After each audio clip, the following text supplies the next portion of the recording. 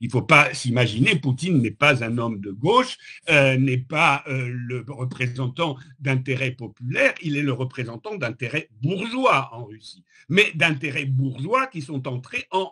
collision dans les années 2000 avec les intérêts de la bourgeoisie occidentale et en particulier américaine ou allemande.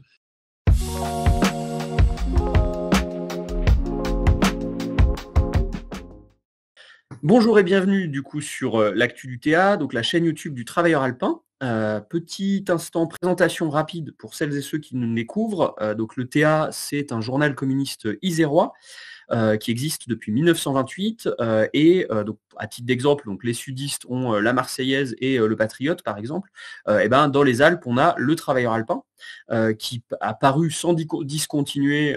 donc depuis presque un siècle avec différentes formules, dont une feuille de chou clandestine évidemment pendant la Seconde Guerre mondiale. Aujourd'hui, on est sur un format d'un mensuel à 24 pages, d'un site d'information et d'une chaîne YouTube. Donc abonnez-vous pour la suite. Voilà, maintenant qu'on a fini le petit côté auto-promo, je présente notre invité, donc Bruno Drewski, professeur à l'INALCO, donc là, le très officiel Institut national des langues et civilisations orientales, également enseignant à l'Académie de géopolitique de Paris, si je ne me trompe pas, et donc spécialiste émérite de l'Europe de l'Est, et entre autres choses, auteur de plusieurs ouvrages aux éditions d'Elga. On mettra le lien de la maison d'édition en description. Ceux qui nous suivent savent qu'on conseille assez régulièrement des ouvrages de cette maison d'édition. Et donc, allez y faire un tour. Si vous ne connaissez pas, ça vaut le détour. Donc, Bruno, merci encore d'avoir pu te rendre disponible pour cet échange. On va attaquer directement. Alors que chaque jour, des centaines d'Ukrainiens et de Russes meurent dans la boue du Donbass, et ce depuis bientôt 2 ans, ça fait, et même plus, parce qu'en fait, faut compter les 7 ans précédents de guerre dans le Donbass. Il nous semblait important donc de lever le guidon médiatique pour essayer d'y voir plus clair sur les causes profondes de ce qui conduisent en fait au drame actuel. Parce qu'on se souvient finalement, quand on prend un coup de rétroviseur, qu'en 89, à la chute du mur de Berlin puis de l'URSS, on nous promettait la paix éternelle sur le continent, sauf que aujourd'hui, on en est loin. Donc déjà, pour commencer, est-ce qu'on peut revenir avec toi sur 89, les causes et les dynamiques qui ont conduit finalement à l'effondrement de la première expérience socialiste d'envergure, parce qu'on imagine bien que c'est quand même plus compliqué que ce que nous en dit finalement la propagande des vainqueurs, quoi. Merci d'abord de m'avoir invité. Et effectivement, 89, c'est la date charnière. Ensuite, la chute de l'Union soviétique 2 ans plus tard n'est que la prolongation du processus. Alors oui, tu fais bien de souligner le fait qu'après 89, on nous avait promis la paix éternelle mondiale, même pas seulement européenne, et que si on regarde le nombre de conflits dans le monde depuis 89 comparé avec le nombre de conflits dans le monde avant 89, c'est tout le contraire qui s'est passé. Donc, d'une façon, si on se place du point de vue occidental, de ce qu'on appelle l'impérialisme occidental, et en particulier américain, en fait, on se rend compte que, effectivement, 89 a été, si je peux dire, entre guillemets, la divine surprise, puisque le bloc de l'Est s'est auto-dissous, ce qui, d'une certaine façon, a prolongé la vie du capitalisme en crise, puisqu'à l'époque, il était déjà en crise, et il s'est trouvé un marché qui lui est tombé du ciel pratiquement avec l'ouverture des frontières du bloc de l'Est. Mais assez vite, le naturel est revenu au galop, si je peux dire, c'est-à-dire que le capitalisme s'est retrouvé sans concurrence et donc il est revenu dans une situation qu'on avait connue avant l'émergence du bloc socialiste, qui avait quand même imposé des tentatives de désarmement, des tentatives de paix, de coexistence pacifique, enfin tout un processus qui avait mené d'ailleurs au traité d'Helsinki, dont on ne parle plus beaucoup aujourd'hui justement, et c'est pas un hasard. Et donc,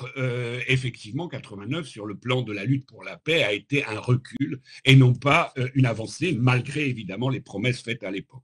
Alors pourquoi tout cela s'est passé? Évidemment, c'est très compliqué, c'est toute l'histoire en fait du camp socialiste, de ce qu'on appelait le camp socialiste, et les différents choix qui ont été faits à différentes époques. Il faut d'abord commencer par le fait que les pays socialistes n'ont jamais été un monolithe, que l'URSS non plus n'a jamais été si monolithique qu'on l'a dit, et qu'à l'intérieur l'intérieur de ce bloc, de ces pays, des forces différentes se sont affrontées avec des intérêts différents. Et c'est là où les marxistes ont peut-être souvent eu tendance à être assez faibles, c'est-à-dire autant ils analysaient très bien les rapports sociaux et les rapports de classe dans le capitalisme, autant ils ont eu tendance à considérer le camp socialiste comme ayant dépassé les conflits de classe. Et en fait, 1989 nous a, si je peux dire, remis les pendules à l'heure, puisqu'il faut bien dire que ce qui s'est passé en 89, c'est la prise de pouvoir par des bourgeoisies locales, d'abord en Europe du centre-est, puis en Union soviétique,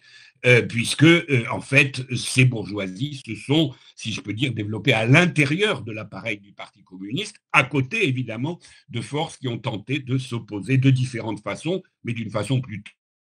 inefficace dans les pays de l'Est. Alors, évidemment, les choses ont commencé avant 89, bon, tout au long de la guerre froide, bien sûr, mais en particulier l'événement marquant, le pays marquant, ça a été à partir de 1980, au moins à partir de 1980, la Pologne, avec l'émergence du syndicat Solidarność, qui a en quelque sorte officialisé l'anticommunisme à l'intérieur du bloc de l'Est et créé un mouvement, incontestablement au départ tout au moins, un mouvement de masse qui a contré le système, tout en, et je le rappelle quand même, ne revendiquant jamais le passage au capitalisme jusqu'en 1989, ce qui aurait été très impopulaire, puisque dans l'ensemble des pays du camp socialiste, avec toutes les réserves qu'on peut avoir sur le fonctionnement du système qui existait en URSS, en Pologne, en Tchécoslovaquie ou ailleurs, jamais la masse de la population n'a véritablement souhaité le passage au capitalisme, même si certains éléments du capitalisme pouvaient fasciner des couches importantes de la population, jamais on n'envisageait, par exemple, la privatisation des grands moyens de production, comme ça a eu lieu après 1989. En résumé, si je comprends bien, ce qu'on voit se dérouler en 89, c'est bien moins une vague de libération populaire telle que ça nous a été présenté, qu'une révolution de palais, quelque part, avec des éléments internes au régime qui finalement se disent on peut devenir des bourgeois quelque part et posséder les moyens de production, et donc c'est eux qui gagnent, quoi. C'est ça, c'est tout à fait ça. Alors évidemment, c'est un processus, ça ne s'est pas fait du jour au lendemain, mais c'est un processus. On peut dire que l'idéologie capitaliste a commencé à marquer des points progressivement dans le bloc de l'Est, à l'intérieur des directions des partis communistes. Alors, ce qui peut fausser le regard, c'est justement le cas polonais, puisqu'on a l'impression que l'opposition est née de l'extérieur, mais en fait, ce n'est pas tout à fait vrai. Si l'on regarde la biographie de la plupart, disons, des intellectuels marquants polonais qui ont pris en main le syndicat Solidarność, ce sont tous des intellectuels qui, à l'origine, provenaient de milieux communistes et qui sont en quelque sorte passés à droite. Ça, c'est une des marques importantes de ce qui s'est passé dans les pays de l'Est européens après 1945. C'est intéressant de le noter, c'est que l'opposition anticommuniste est née dans les partis communistes, dans les milieux communistes, et non pas dans les anciens milieux de droite qui ont pu profiter d'une certaine libéralisation après 1956, mais qui n'ont jamais réinvesti le champ politique, et plutôt ils se sont concentrés dans des activités pédagogiques, universitaires, scientifiques, etc. Donc la pensée de droite à l'Est, elle apparaît peut-être dans les universités, mais en revanche, elle n'apparaît pas dans la vie politique concrète. Ça, c'est un point important. C'est-à-dire ce qui montre bien qu'il y a eu un conflit interne à l'intérieur du mouvement communiste entre, ceux qui voulaient poursuivre la ligne vers la construction d'une société socialiste et ceux qui voulaient revenir, si je peux dire, en arrière. D'ailleurs, à ce sujet-là, il faut quand même toujours rappeler une chose. S'il existe deux termes, socialisme et communisme, ça veut dire bien quelque chose. Le socialisme, selon les analyses des classiques, n'est-ce pas, c'est une société de transition vers le communisme. Mais ça n'est pas en soi une société. Donc quand on est dans une société de transition, par principe, on peut aller dans une direction. On peut revenir en arrière, au contraire, aller de l'avant. Et l'histoire du socialisme réel, puisque c'est comme ça qu'on l'a appelé, c'est ça finalement. C'est finalement une lutte de classe, alors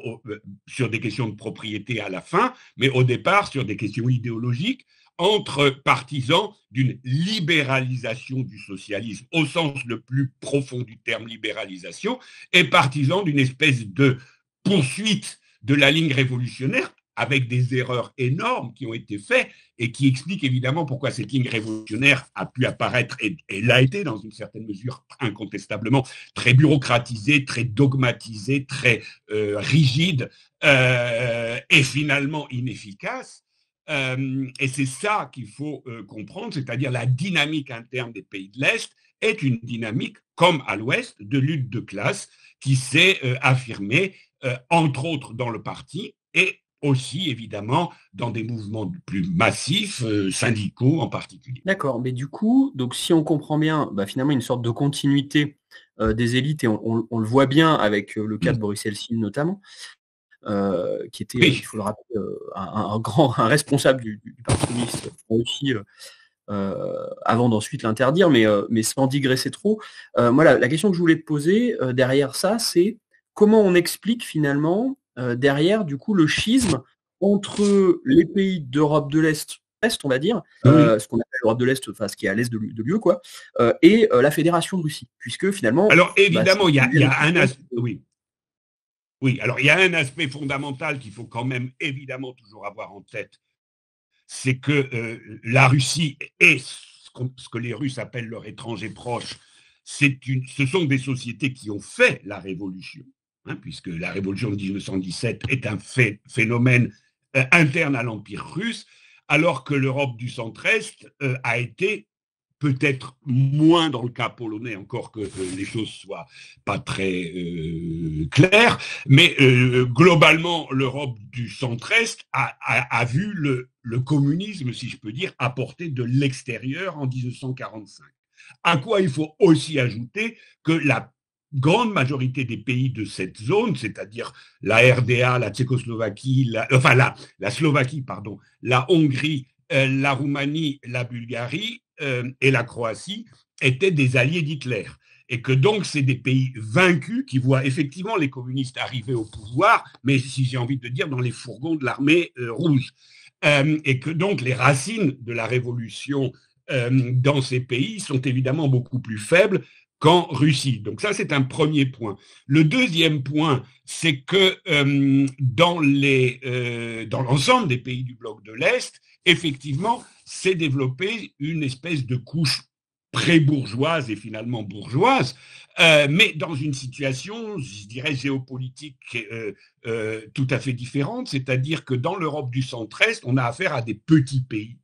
qui étaient traditionnellement à la périphérie du capitalisme et qui se sont fait littéralement très vite manger par le grand capital, c'est-à-dire que certes il y a eu privatisation, mais les élites locales qui voulaient s'emparer en quelque sorte des biens publics, et ce qu'ils ont fait après 89, ont été très vite dépassés par les grandes multinationales occidentales. Alors que la Russie, vu sa taille, vu l'importance de ses ressources, vu l'importance de ses géants industriels qu'elle avait, eh bien évidemment la nouvelle bourgeoisie russe avait un arrière suffisamment assuré pour ne pas se laisser dépasser par la concurrence des multinationales occidentales. Et même si on a eu l'émergence d'oligarques très liés aux centres financiers occidentaux, à la bourse de Londres, à la bourse de Wall Street, etc. Globalement, quand même, il y a toujours eu ce qu'on pourrait appeler une bourgeoisie nationale russe après 91, qui n'avait pas intérêt à, disons, laisser le capital occidental maîtriser l'ensemble des entreprises russes. Donc il y a eu un combat, je dirais, après 91 entre une espèce de bourgeoisie comprador russe qui avait pillé le pays dans les années 90 et était prêt à toutes les capitulations, et une réaction nationale, voire nationaliste, d'une partie de la nouvelle bourgeoisie russe qui a voulu se garder son marché pour elle-même et ne pas le partager ou ne pas trop le partager avec le capital transnational appuyé évidemment par Washington. Petite digression qui me vient à l'esprit. Est-ce que tu peux nous définir rapidement parce que du coup on parle aussi à un public qui maîtrise pas forcément tous les termes, et c'est logique, la notion de bourgeoisie comprador. On peut faire une petite parenthèse. Alors évidemment, c'est une notion qui apparaît dans ce qu'on appelait à l'époque le tiers-monde, c'est-à-dire les pays coloniaux. C'est-à-dire que, alors ça a été particulièrement théorisé par Mao Tse-tung dans le cas chinois, et de façon tout à fait pertinente, puisqu'il analyse le fait qu'en Chine, avant évidemment l'arrivée des communistes au pouvoir, on a une bourgeoisie locale qui pille le pays au profit du capital étranger, c'est-à-dire du capital colonial britannique, américain et japonais, pour ceux qui vont collaborer avec l'occupant japonais pendant la Seconde Guerre mondiale. Et puis on a une bourgeoisie nationale chinoise, puisque le pays est quand même vaste, qui a intérêt à développer un capitalisme national, s'opposant évidemment par des mesures protectionnistes à l'irruption du marché occidental, colonial, etc. Et donc la première bourgeoisie, c'est un terme portugais, la première bourgeoisie s'appelle la bourgeoisie comprador, c'est-à-dire celle qui est liée à des intérêts capitalistes impérialistes, et la seconde est d'orientation, appelons-la comme ça, nationaliste, c'est-à-dire elle cherche à développer son propre capitalisme en concurrence avec le capitalisme impérialiste colonial et aujourd'hui on dirait mondialisé. Et donc, d'une certaine façon, ce jeu s'est répété en Russie et dans l'ex-URSS après, et même en Europe centrale et orientale, après 1989. On peut dire globalement qu'en Europe centrale, les tenants de la bourgeoisie nationale ont globalement perdu le combat. Dans différentes républiques ex-soviétiques, c'est plus variable. Et en Russie, je ne dirais pas que la bourgeoisie nationale a gagné le combat aujourd'hui, mais elle est sans doute en position de force. Et je dirais l'émergence de Poutine, parce que tu disais tout à l'heure que Yeltsin est le produit de la bourgeoisie ou de la nouvelle bourgeoisie soviétique, bien sûr, mais Poutine aussi. Il ne faut pas s'imaginer, Poutine n'est pas un homme de gauche, n'est pas le représentant d'intérêts populaires, il est le représentant d'intérêts bourgeois en Russie, mais d'intérêts bourgeois qui sont entrés en collision dans les années 2000 avec les intérêts de la bourgeoisie occidentale et en particulier américaine ou allemande. Et c'est ça la grande différence. C'est-à-dire que Poutine change de direction géopolitique parce qu'il ne représente pas les mêmes couches de la bourgeoisie russe que représentait de façon, disons, schématique, Yeltsin et le courant dominant des années 90. D'accord, du coup la précision était effectivement importante, y compris pour comprendre ce qui se joue là-bas. Alors du coup, on comprend bien finalement que le conflit en Ukraine est au-delà, ça vaut peut-être le coup de revenir rapidement sur le reste, mais parce qu'il y a toute la phase des révolutions de couleurs et compagnie. En fait, et donc le conflit en Ukraine, en l'occurrence, qui démarre en 2014 et pas en 2022, comme on l'entend souvent, n'est finalement pas le fait de décisions individuelles, parce qu'on a un espèce de brouillard médiatique, comme quoi, avec une espèce de psychologisation délirante. Évidemment, tout ça, c'est du vent, on a compris. Mais finalement, on est bien sur des dynamiques économiques profondes et une lutte d'influence, justement, entre bourgeoisie occidentale, russe, ainsi de suite. Est-ce que tu peux nous donner des éléments pour matérialiser ça, les intérêts économiques au-delà des marchés à qui je peux vendre mes produits, les secteurs économiques concernés, essayer de donner un peu corps à ça, finalement, quand on dit lutte d'influence, qu'est-ce que ça veut dire? Je dis ça parce que pour bien préciser ma pensée, quand on a discuté avec Augusta Epagna, du coup une autre vidéo intéressante, elle nous a donné les multinationales, les secteurs économiques, et donc là, sur quel secteur économique il y a bataille, qui explique finalement que ça pète de cette manière-là, et qu'avant ça, il y a eu des précurseurs, parce que il y a les offensives en Biélorussie, il y a le Caucase, au-delà de l'Ukraine, il y a quand même ça frictionne de tous les côtés à ce niveau-là. Oui, tout à fait. C'est très intéressant et c'est très important de souligner que toutes les démarches psychologisantes essayant de nous expliquer que le comportement de Poutine ou de Zelensky ou de n'importe quel chef d'État à l'Est est lié à des choix personnels, c'est évidemment fait pour embrouiller la visibilité des choses et surtout parce que, je dirais, l'interprétation libérale bourgeoise n'est pas en état de donner une explication autre que psychologisante à quelque chose qui est évidemment du domaine de la lutte sociale, de la lutte de classe. Donc ça, c'est évidemment un point essentiel. Et c'est là où on a évidemment la grande différence entre l'évolution de la Russie et de la plupart des autres pays de l'Europe du centre-est, à une exception notable quand même que je mentionne en passant, qui est la Biélorussie, qui n'entre ni dans le cas des autres pays de l'Europe de centre-est, ni dans le cas russe, puisque la Biélorussie est le seul pays d'Europe centrale et orientale à avoir gardé, alors pas le système politique, mais à avoir gardé la structure socio-économique héritée de l'Union soviétique avec une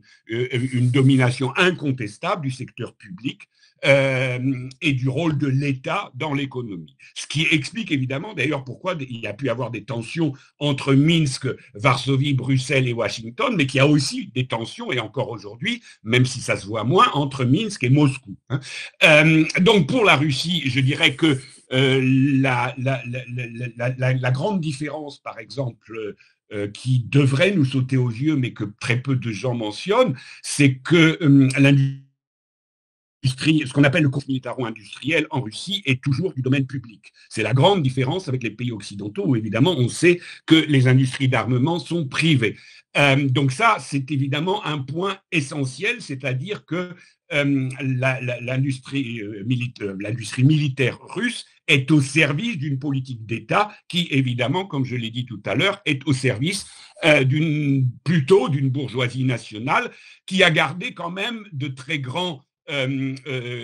contrôle dans des domaines clés pour la Russie, en fait, qui ont été clés pour la reconstruction, disons, de l'économie russe, en particulier dans le domaine énergétique. C'est-à-dire qu'on peut dire que l'énergie en Russie et les secteurs miniers clés sont largement aux mains d'une bourgeoisie nationale qui ne veut pas partager ses bénéfices et ses avoirs et ses avantages avec, entre guillemets, le marché mondial, c'est-à-dire le marché gouverné à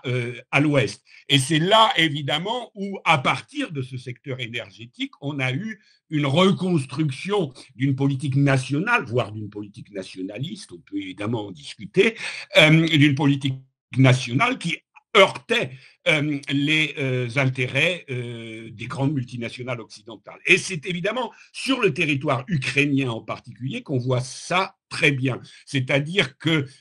pas depuis 2022, pas même depuis 2014, je dirais depuis 1991, l'Ukraine est le terrain d'affrontement entre évidemment influence russe et influence occidentale, mais derrière ce que je viens de dire, c'est le terrain d'affrontement entre les groupes économiques occidentaux qui veulent s'implanter à l'Est et qui utilisent ou veulent utiliser l'Ukraine comme la porte d'entrée vers le bloc de l'Est parce que l'État ukrainien n'a pas été pris en main par une bourgeoisie nationale locale alors qu'il en avait les moyens. Je rappelle quand même que l'Ukraine était une des républiques les plus riches de l'URSS avec une base industrielle très conséquente et que même beaucoup d'analystes pensaient en 91 sur des bases tout à fait rationnelles que l'Ukraine allait très vite dépasser la Russie en termes de niveau de vie, de progression économique, etc. Alors que c'est évidemment tout le contraire qui s'est produit, justement parce que l'Ukraine, les dirigeants ukrainiens ont laissé leur pays se défaire, se piller, être pillé, et progressivement, et là, très certainement, si je peux dire, la bourgeoisie nationale russe a fait une erreur d'analyse fondamentale, c'est que la Russie n'a pas pris conscience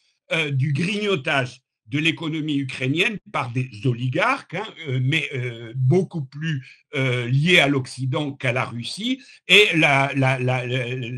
Russie a, je dirais selon sa tradition, pensé que tant qu'elle possédait à l'intérieur de l'État ukrainien des hommes politiques qui lui étaient proches, le contrôle de la situation ne lui échapperait pas. Et bien sûr, c'est là où, évidemment, on peut dire Poutine, mais quand je dis Poutine, c'est évidemment toute la classe dirigeante russe, ont complètement oublié leur lecture de Marx, parce qu'ils l'ont peut-être annonné pendant toute la période soviétique, mais ils ne l'ont jamais véritablement assimilé. Et donc, ils n'ont pas compris que c'est évidemment l'économie qui prend le dessus sur le politique et jamais le contraire, ou très rarement. Et donc, l'Ukraine était un véritable gruyère pénétrée par des intérêts liés à l'Occident ou aux grandes multinationales occidentales, et que le basculement, si je peux dire, du coup, est devenu tout à fait naturel. Alors, ça ne s'est pas fait du jour au lendemain. Il y a eu d'abord la révolution orange, première révolution colorée, puis le coup d'État du Maïdan accompagné d'un mouvement de masse, même s'il n'était pas aussi massif qu'on l'a dit. Et puis finalement, évidemment, la guerre du Donbass qui fiche les rapports entre la Russie et l'Ukraine avant de préparer évidemment le basculement dans une guerre ouverte, ce qu'on a vu en 2022. Donc on voit évidemment l'Ukraine comme un terrain d'affrontement à la fois politique, géostratégique et économique dès 1991, et il est très clair que la bourgeoisie nationale russe a perdu ce combat et qui a entraîné la suite, c'est-à-dire la dérive vers la guerre ouverte. D'accord. Et du coup, les secteurs finalement clés en Ukraine, comment, en fait, qu'est-ce qu'ils sont devenus? Est-ce que donc ils ont été, c'était quoi? C'était de l'industrie lourde, du secteur Oui, alors il y avait minier, l'industrie lourde, il y avait une industrie de pointe, il y avait une industrie de pointe, c'est-à-dire que il y avait l'aviation, enfin, l'aéronautique, l'industrie de l'armement, un très fort secteur agricole et pas des moindres. Je rappelle quand même que l'Ukraine, ce sont les terres noires, et donc c'est un grenier à blé pour le monde entier. Sur lequel d'ailleurs, soit dit en passant, depuis l'arrivée de Zelensky au pouvoir, Monsanto, enfin son successeur Bayer, a pris pratiquement le contrôle. On parle très peu de cela, mais dans la guerre d'Ukraine aujourd'hui, la défense entre guillemets des terres noires au profit des multinationales américaines est un élément de cette guerre, c'est-à-dire que autant certains secteurs, disons, du capitalisme occidental peuvent envisager de laisser tomber l'Ukraine pour toutes sortes de raisons, parce qu'il y a d'autres intérêts géostratégiques ou géoéconomiques qu'ailleurs dans le monde, autant évidemment les multinationales de l'agroalimentaire ne peuvent pas laisser tomber l'Ukraine, puisqu'ils ont mis la main sur des terres, et bien sûr les terres, soit on les contrôle, soit on ne les contrôle pas. Et donc, si l'armée russe prend le contrôle des terres noires d'Ukraine, automatiquement, Bayer, Monsanto les perd. Donc, à ce moment-là, donc c'est un élément important. La lutte pour la terre en Ukraine est un élément essentiel de la guerre actuelle et des conflits ou des contradictions plutôt entre différents agents du capitalisme occidental, parce que le capitalisme occidental n'est pas non plus évidemment monolithique, donc il peut y avoir des intérêts très divergents. Donc on a une alliance, si je peux dire, du capitalisme agroalimentaire américain avec le capitalisme militaro-industriel américain, puisque les deux, pour des raisons différentes, ont intérêt à ce que la guerre se poursuive et qu'on garde ce qu'on a acquis, entre autres en Ukraine. Et puis d'autres firmes capitalistes, on le voit apparaître dans les tensions que l'on voit aux États-Unis, mais aussi en Europe. On voit évidemment qu'il y a des secteurs de l'économie américaine qui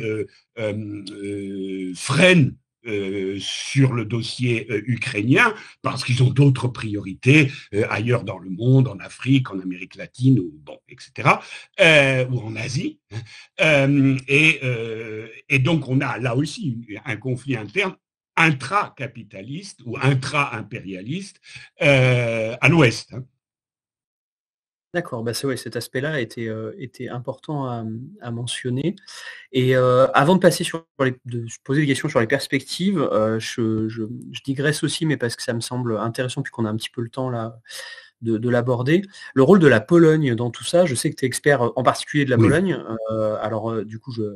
j'en profite, du coup, comme l'occasion se présente, parce qu'on voit bien qu'il y a des jeux et que la Pologne est à la fois très va-t-en-guerre, très voilà, mais en même temps il y a des conflits économiques aussi avec l'Ukraine. Il y a un côté là, ils ont arrêté les livraisons d'armes aussi à un moment donné. Enfin, voilà, qu'est-ce qui se passe en Pologne? Parce qu'on sent bien que cette Pologne est en train de devenir finalement, tu parlais des petits pays, la Pologne qui annonce première armée européenne bientôt. Ils ont commandé 200 chars Abrams. Enfin, bon, ça c'est le militaire, mais du coup derrière, il y a des intérêts économiques, il y a des enjeux de classe. Oui, bien sûr. On peut faire une petite digression sur c'est pas une digression, mais un petit détour sur la question polonaise. Oui, alors il faut savoir évidemment que géostratégiquement, la Pologne est depuis toujours, j'ai envie de dire, à la jonction entre les puissances maritimes d'Europe occidentale, parlons comme ça de façon très brève, et la grande puissance occidentale qu'est la Russie, qui a pu être l'URSS, mais ça peut remonter au Moyen-Âge avec la Horde d'or mongole, etc. Bon. Donc ça, c'est évidemment le côté géographique, géostratégique de la chose. Et évidemment, ce n'est pas un hasard si, quand on regarde par exemple les négociations entre l'URSS et les pays anglo-américains au sortir de la Seconde Guerre mondiale, les débats sur la Pologne et sur le sort de la Pologne et sur les frontières de la Pologne ont occupé tant de débats, de discussions à Yalta, à Potsdam, etc. Et évidemment, cette position géostratégique est incontestable. À part ça, évidemment, il y a des intérêts, si je peux dire, sonnants et trébuchants, c'est-à-dire que l'économie polonaise a évidemment totalement basculé dans le camp occidental après 1989, ce qui a refait de la Pologne ce que Rosa Luxembourg avait décrit avant 1914, puisqu'elle était quand même d'origine polonaise, elle avait donc bien étudié l'économie polonaise de l'époque, qui était, la Pologne n'existait pas en tant qu'État, mais il y avait des revendications indépendantistes, et elle analysait évidemment ces revendications indépendantistes à la lumière de ce qui se passait du capitalisme en Pologne. Et donc, la Pologne, idéalement, et ses plus grands brillants esprits ont toujours considéré que l'économie polonaise ne pouvait pas se développer que si la Pologne était un facteur de paix et de coopération entre l'Ouest et l'Est. Bien sûr, comme vous le savez, après 89, c'est pas ce qui est arrivé. Le basculement a été total, ce qui a refait de la Pologne le pays à la périphérie du capitalisme développé occidental, enfin, disons plus ou moins développé vu la situation actuelle, enfin, disons le capitalisme dominant. Et donc ça, c'est un phénomène réel, ce qui explique évidemment le basculement total de ce qu'on appelle la classe politique polonaise, qu'elle soit libérale ou, comme on a dit, populiste. De toute façon, le basculement vers l'OTAN, beaucoup plus d'ailleurs que vers l'Union européenne, est net.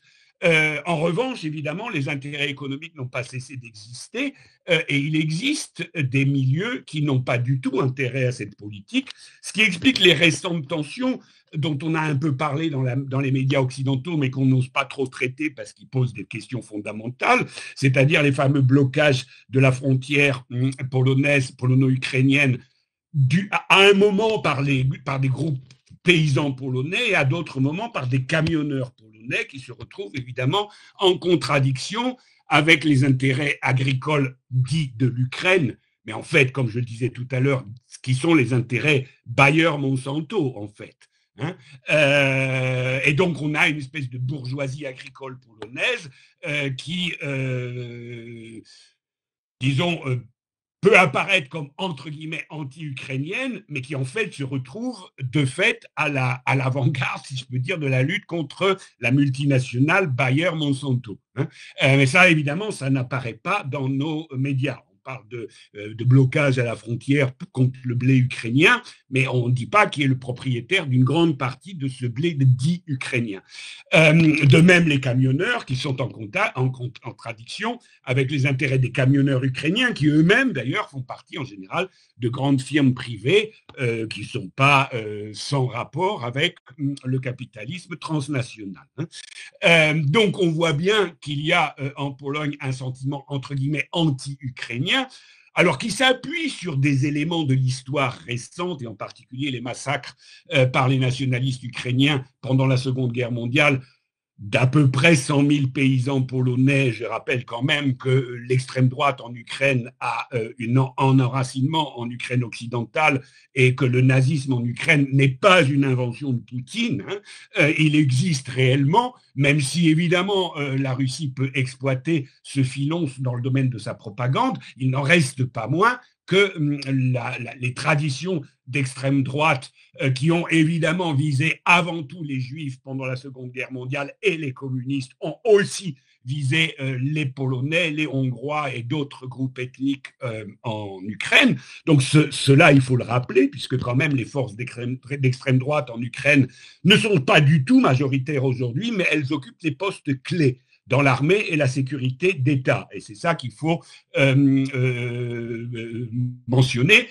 Et c'est là où parfois la propagande russe est grossière, c'est-à-dire qu'elle ne fait pas le détail, elle dit un pays qui a basculé dans le nazisme. Non, c'est pas le pays qui a basculé dans le nazisme, c'est une partie des postes clés dans l'appareil gouvernemental. Nuance importante, mais nuance quand même. Et donc on a cette émergence d'une espèce de bourgeoisie nationale en Pologne qui apparaît clairement, mais qui va dans le même sens que ce qu'on a vu en Hongrie avec le gouvernement Orban, qui est le porte-parole d'une espèce de bourgeoisie hongroise qui se sent un peu périphérique dans le monde occidental, ce qui explique qu'elle joue un peu avec la Russie, avec la Turquie, avec d'autres pays. On vient le voir aussi lors des récentes élections slovaques, qui ont amené au pouvoir un parti social-démocrate qu'on peut qualifier de façon très schématique de sociodémocrate nationaliste, c'est-à-dire un peu eurosceptique et otanosceptique. On voit donc dans plusieurs pays de l'Europe du centre-est, y compris d'ailleurs un pays qui ne faisait pas partie du bloc de l'Est, à savoir l'Autriche, des tendances, disons, d'une bourgeoisie locale qui commence à se manifester parfois sous un jour patriotique, parfois sous un jour plus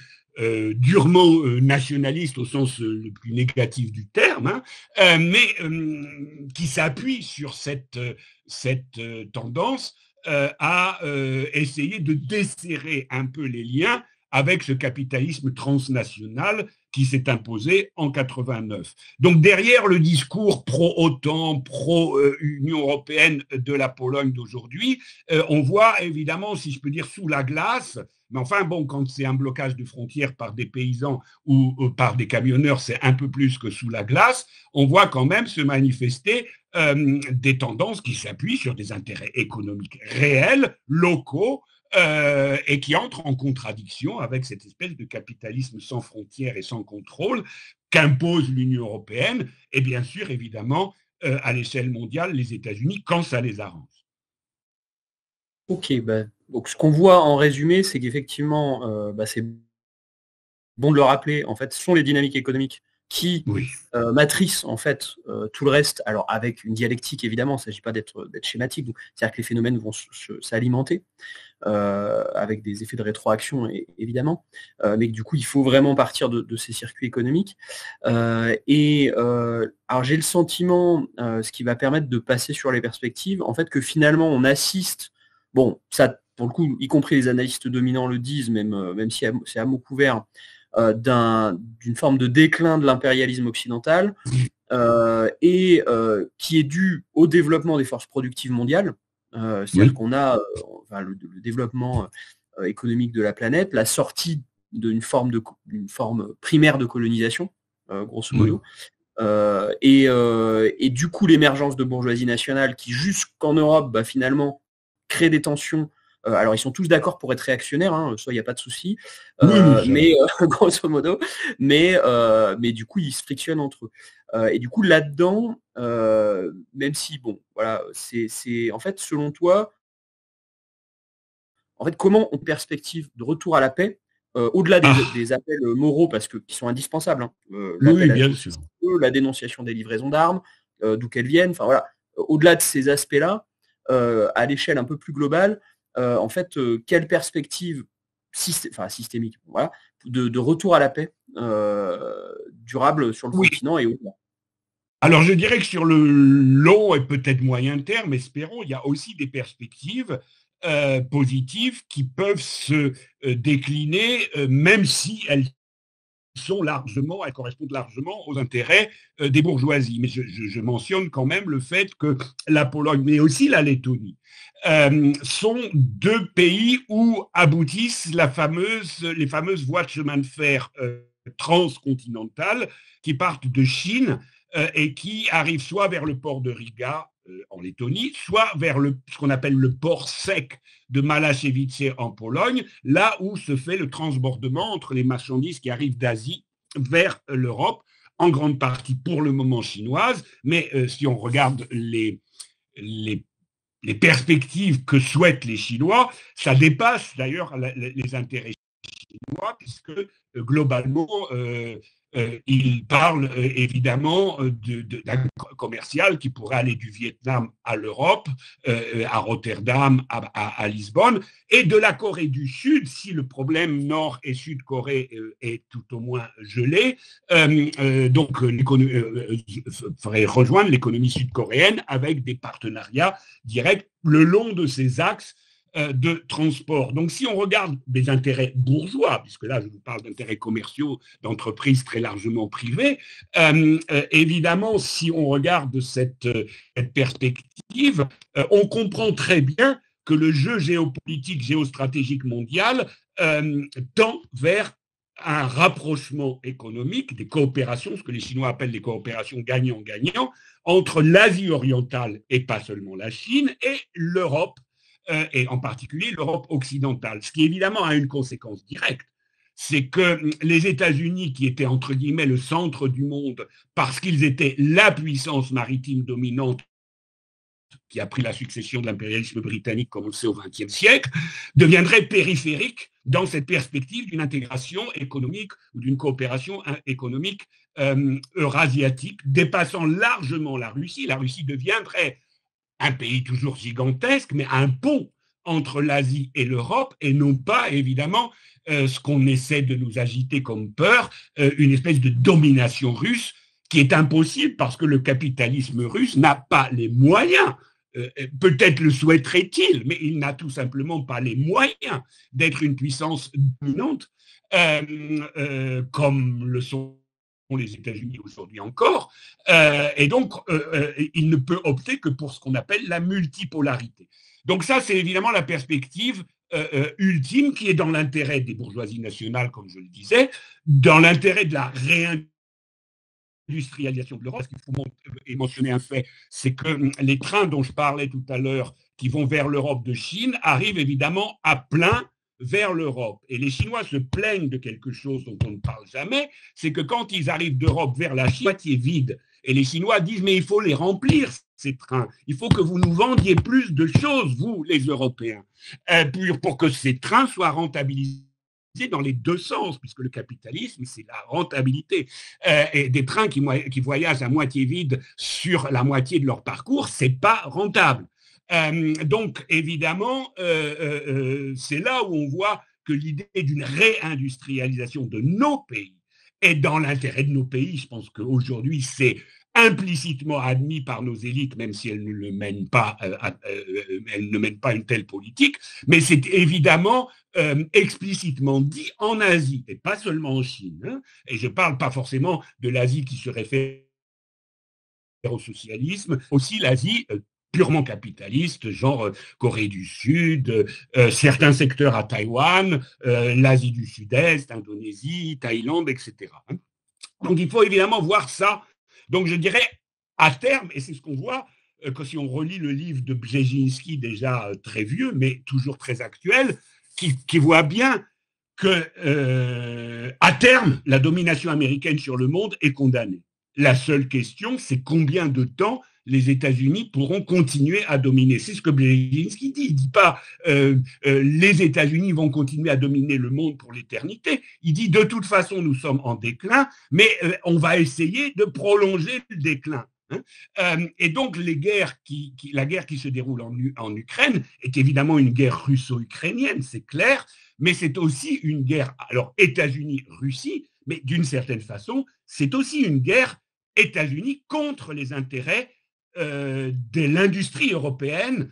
Et en particulier, bien sûr, on le voit avec l'industrie allemande de l'automobile en particulier, qui a évidemment cette année énormément perdu à cause de l'augmentation des prix du gaz et de cette guerre en Ukraine qui a découplé l'économie allemande et surtout son approvisionnement énergétique à peu de frais par un approvisionnement énergétique beaucoup plus coûteux et beaucoup plus rentable pour les États-Unis, hein, mais pas du tout pour l'Allemagne. Je ne parle pas de la Russie, là, je vous parle des intérêts allemands. Mais nous sommes un peu dans la même situation en France, même si nous avons quand même un atout dont nos dirigeants ne profitent pas, qui est que l'énergie électrique produite en France grâce aux centrales atomiques aujourd'hui compense un peu la perte de production énergétique en Allemagne. Donc la France a un atout vis-à-vis de l'Allemagne, mais comme on le sait, elle n'en profite pas dans des négociations avec le entre guillemets partenaire allemand où elle pourrait avoir des arguments plus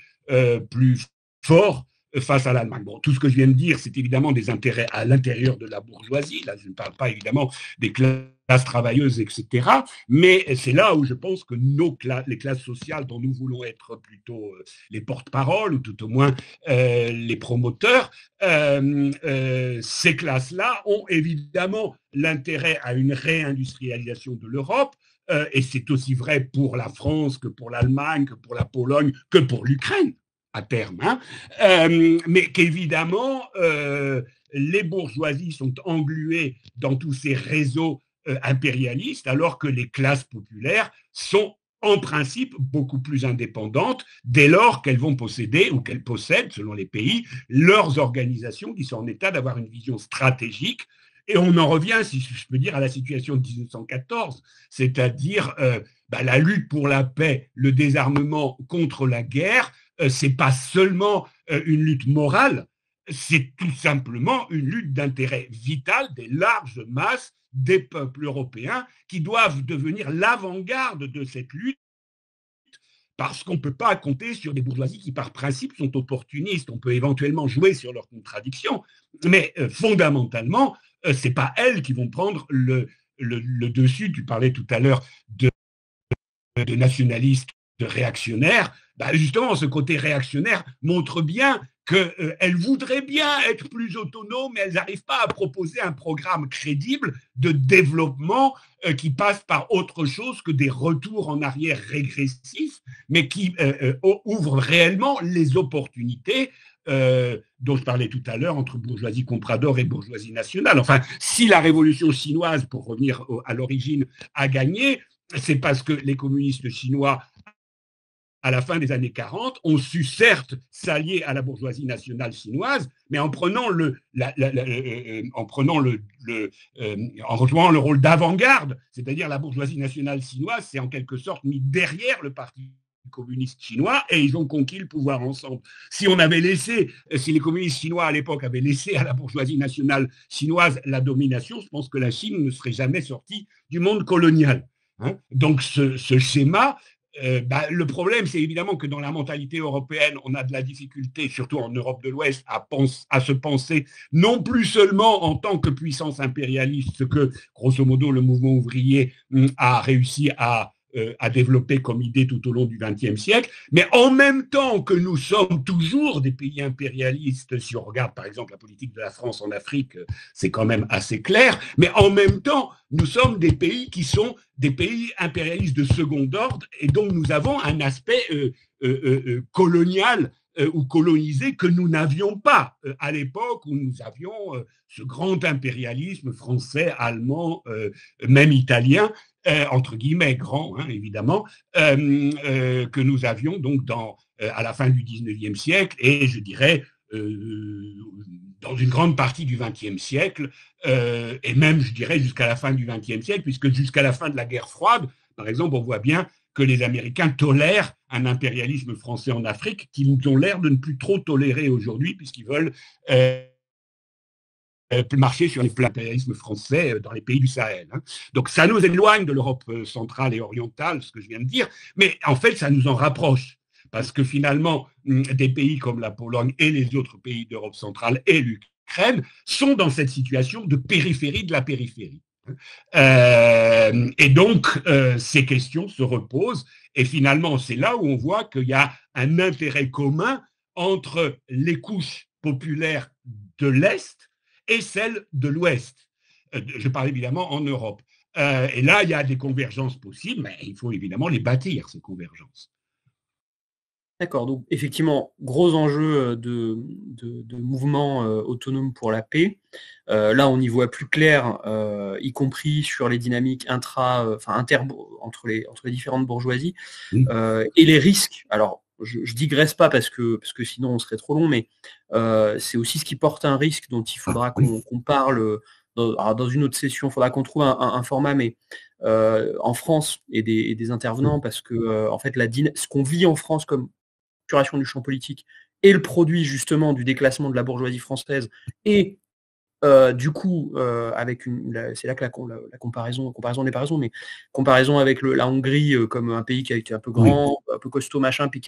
qui s'est retrouvé à y perdre, du coup il y a une espèce de ressentiment et de cadenassage conservateur. Donc la dynamique à l'œuvre, faudra aussi qu'on réarme notre camp social dans la compréhension de ce qui se passe dans notre pays. C'est-à-dire que c'est pas juste parce qu'ils sont méchants ou je ne sais quoi. Enfin, vraiment, c'est des économies économiques derrière. Mais bon, là, je ferme cette parenthèse-là. Il faudra qu'on fasse un truc là-dessus dans la logique comprendre la montée de l'extrême droite aussi. Mais du coup, je voulais finalement terminer sur une ouverture. Puisque tu as sorti un livre, alors j'ai pas pu l'attraper encore là, sinon je l'aurais montré à l'écran comme celui d'Antoine, mais du coup tu as sorti donc Socialisme 1.0, parce qu'on voit bien que finalement on peut, tu l'as dit, jouer, et il faut le faire sur les contrats, et pour ça il faut les comprendre, donc c'est essentiel, ce type de temps. Les contradictions de nos bourgeoisies et des classes possédantes et des bourgeoisies mondiales, on peut jouer et il faut jouer sur leurs contradictions, et c'est pour ça que le match n'est pas perdu à l'échelle de l'humanité, parce que s'ils étaient tous unis, pardon, je digresse encore, désolé, mais après j'arrête. Du coup,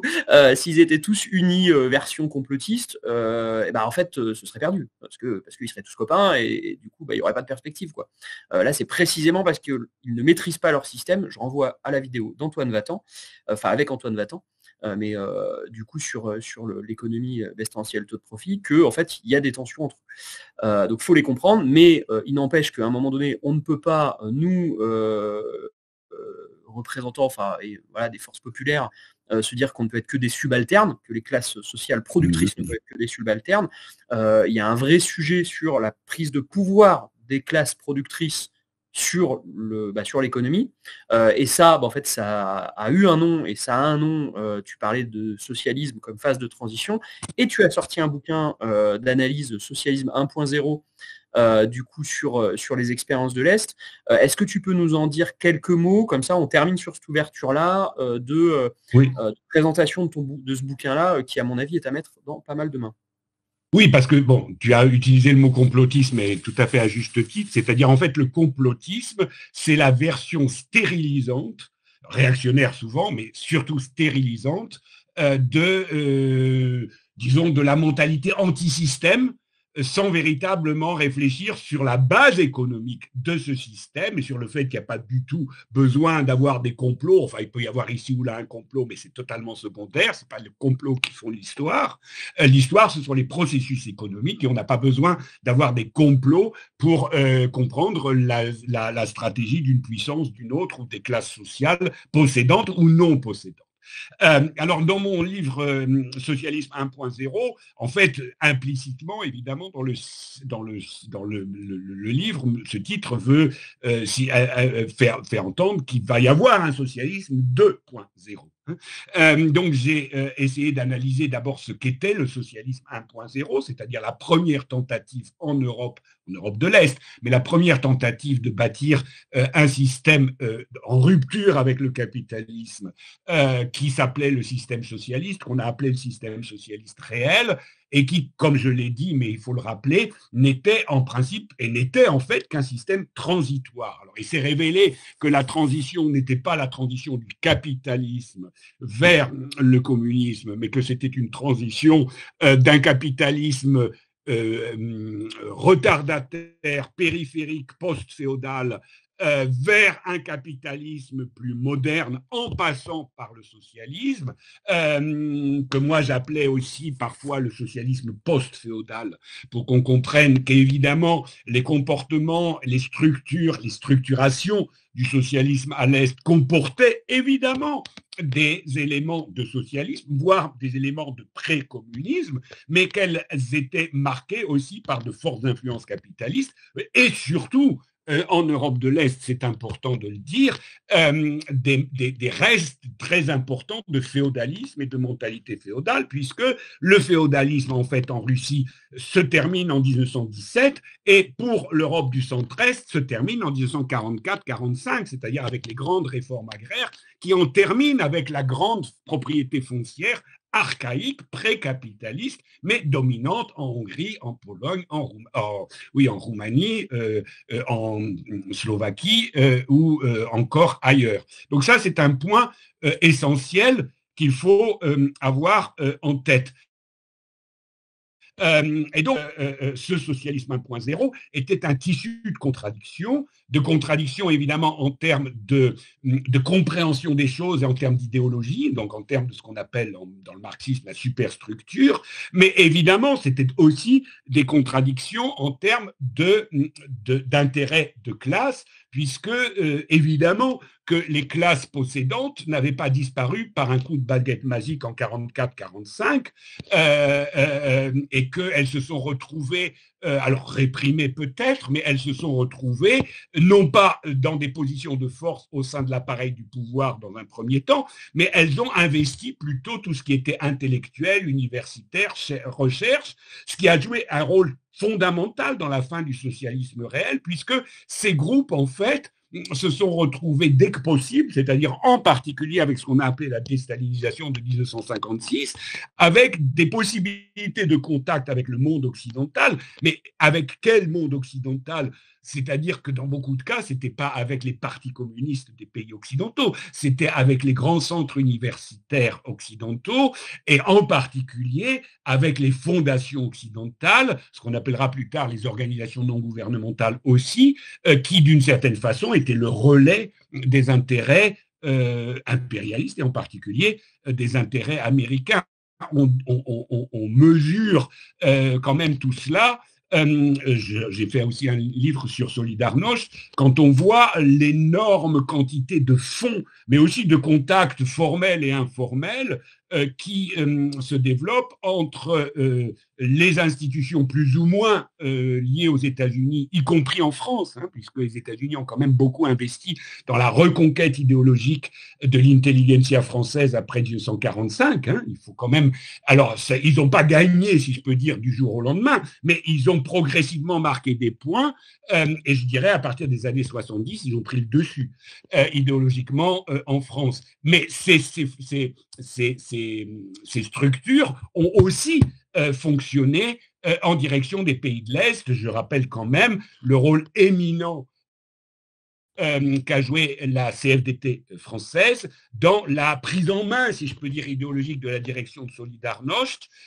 Et la CFDT n'était que le relais financier dans ce domaine-là de l'AFL-CIO. Et je rappelle quand même qu'un des anciens dirigeants de l'AFL-CIO, c'est pas moi qui l'invente, c'est un dirigeant de la AFL-CIO qui dit en fait la AFL-CIO devrait s'appeler la AFL-CIA, qui était donc le relais des intérêts économiques à l'échelle internationale du syndicalisme domestiqué, du syndicalisme qu'on appelle aujourd'hui d'accompagnement, c'est-à-dire du syndicalisme au service de l'impérialisme. Et Solidarność, alors le mouvement social Solidarność était un gigantesque mouvement de masse au départ tout à fait authentique, qui visait à corriger les erreurs du socialisme, mais pas à renverser le socialisme. Mais derrière ce mouvement gigantesque, il y avait une prise en main des élites et de la sélection des chefs de Solidarność. C'est très important de le rappeler que lors de la grande grève d'août 80, qui a vu plus de 10 millions de grévistes, donc le pays s'est arrêté totalement. Vous avez eu plusieurs leaders syndicaux qui sont apparus sur le devant de la scène et on voit très vite que la sélection s'est faite à partir de ces fameux conseillers intellectuels liés déjà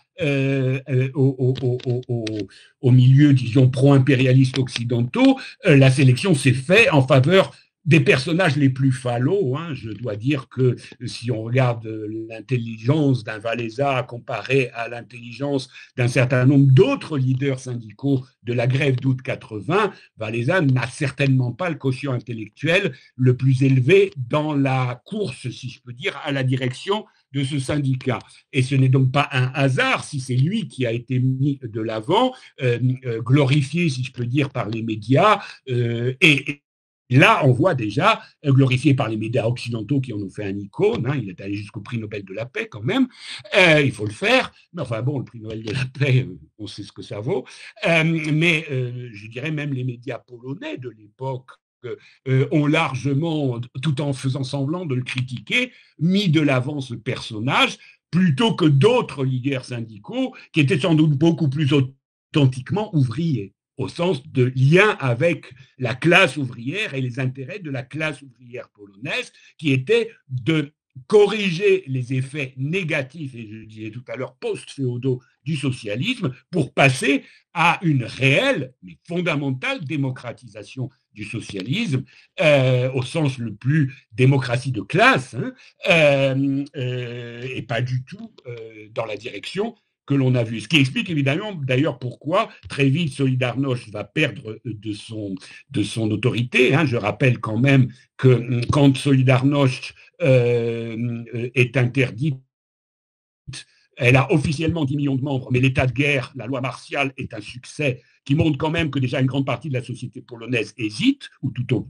oui, enfin, hésite. Et puis, quand Solidarność renaît officiellement en 1989, elle n'a plus que 2 millions de membres et le syndicat qu'on appelle pro-communiste, on pourrait évidemment discuter là-dessus, mais enfin, le syndicat OPZZ a toujours 5 millions de membres. Hein.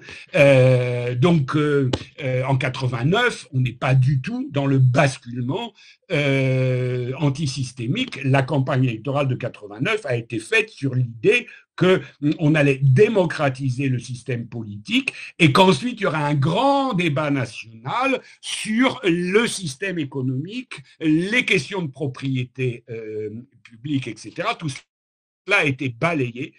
début 1989 par en particulier Balcerowicz, c'est-à-dire le nouveau ministre des Finances de l'époque, qui venait du comité, à l'origine du comité central du parti, hein, il faut le rappeler, et qui avait fait ses stages de formation à Chicago à la fin des années 70, début des années 80, était revenu en Pologne néolibérale, et qui va dire publiquement dans un interview sans honte, quand une journaliste lui demande est-ce que vous lancez la thérapie de choc, mais qu'allez-vous faire si la classe ouvrière polonaise refuse et bloque les choses, et lui répond tout à fait cyniquement, vous en faites pas, tout est prévu, nous prévoyons que cette thérapie de choc va être si rapide qu'elle va être réglée dans les 6 mois, et quand la population se rendra compte qu'on est passé au capitalisme, il sera trop tard pour revenir en arrière. Ça a été cyniquement dit et reconnu. Et évidemment, le peuple polonais, les masses travailleuses qui étaient jetées à ce moment-là à la rue avec les fermetures d'entreprises, n'avaient pas le temps de lire cette presse où le ministre des Finances disait crûment les choses, c'est-à-dire on va vous manipuler, puis ensuite, quand vous comprendrez, ce sera trop tard, vous serez à la rue. Ok, bah du coup, ça complète le passage sur la Pologne. Donc, on conseille vraiment tes ouvrages, et notamment le dernier, évidemment, sur l'analyse de l'expérience du socialisme, y compris avec des effets de génération. Enfin voilà, il y a d'autres vidéos aussi qu'on peut conseiller de présentations qui sont très intéressantes. Donc merci. On peut dire qu'on a en partie dissipé l'écran de fumée des propagandes de guerre qui jouent sur les émotions immédiates. Et qui occultent justement les dynamiques tectoniques au sens plaque tectonique, qui travaillent les sociétés et qui sont des dynamiques économiques et du coup sociales de lutte des classes internes aux sociétés. Et on a bien besoin de ça pour tracer un autre chemin. Donc encore merci, parce qu'il faut bien mesurer que le capitalisme entraîne et et en son sein particulièrement du coup l'impérialisme états-unien, qui, en cherchant à freiner, alors c'est le capitalisme au global avec la question du réchauffement climatique et les dynamiques destructrices, mais et en son sein l'impérialisme américain qui finalement cherche à freiner son recul et aujourd'hui, alors qu'il perd en domination économique, en fait il conserve la domination militaire, donc grosso modo, quand vous perdez sur un tableau, vous avez plutôt tendance à jouer sur l'autre. C'est assez logique. Oui. Du coup, C'est logique. désigner l'ennemi est important. Voilà, donc ça c'est essentiel, mais au-delà de ça, justement, de comprendre vraiment ce qui se joue. Donc merci. Merci à vous qui nous avez suivis aussi. Donc on espère que cet échange vous aura permis d'y voir plus clair. Maintenant, comme on dit, comprendre le monde, c'est essentiel, mais ce qu'il faut, c'est le transformer. Alors, on compte sur vous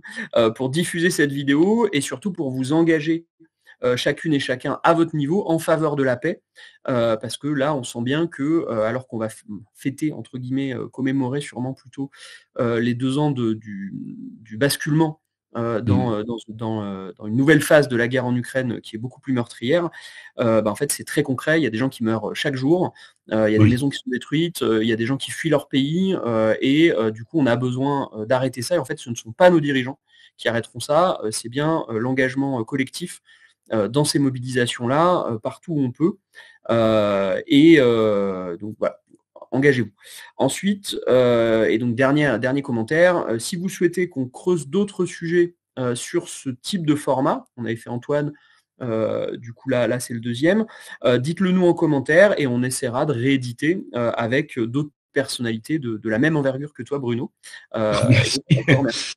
Voilà, à très bientôt.